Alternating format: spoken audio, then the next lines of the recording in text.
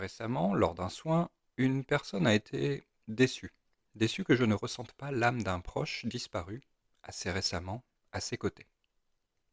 Ma réponse, qui l'a quelque peu surprise, a été la suivante. C'est mieux pour elle, comme pour vous.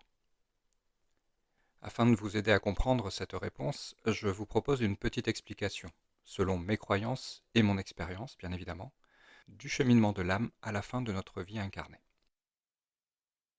Au moment du décès, voire parfois quelques heures ou quelques jours avant, l'âme commence à s'éloigner, à se dissocier du corps physique, tout en conservant un lien avec celui-ci. Une sorte de fil qui relie encore les deux. Cette dissociation, cet éloignement sont à interpréter simultanément sur deux plans. Le plan physique, matériel, d'une part, qui correspond à notre réalité, où physiquement, effectivement, l'âme va s'éloigner du corps.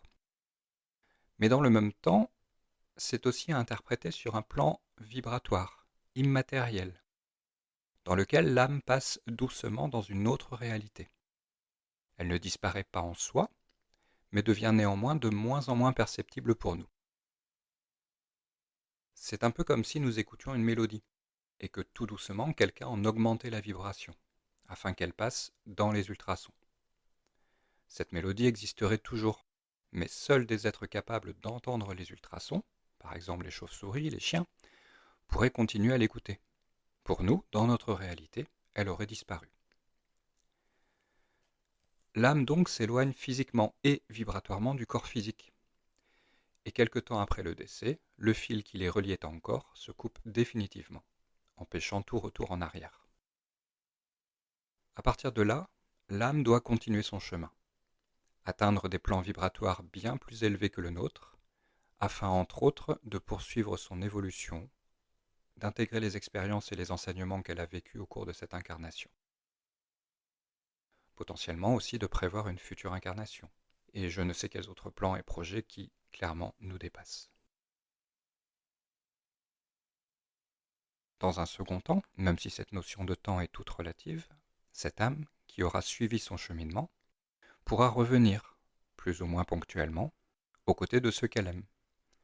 Elle pourra les couvrir de son amour, leur transmettre des messages, des indices de sa présence, les protéger, leur apporter force et réconfort. Mais cette présence à leur côté sera subtile, et surtout, ce ne sera pas nécessairement l'âme dans son intégralité qui sera présente. Cette âme ayant, de son côté, un chemin à parcourir, une évolution à poursuivre. Ainsi donc, si j'avais ressenti l'âme du défunt aux côtés de la personne, cela aurait plutôt suggéré que cette âme serait restée bloquée ici, dans notre réalité, dans notre plan vibratoire, sans possibilité de poursuivre son chemin, son évolution.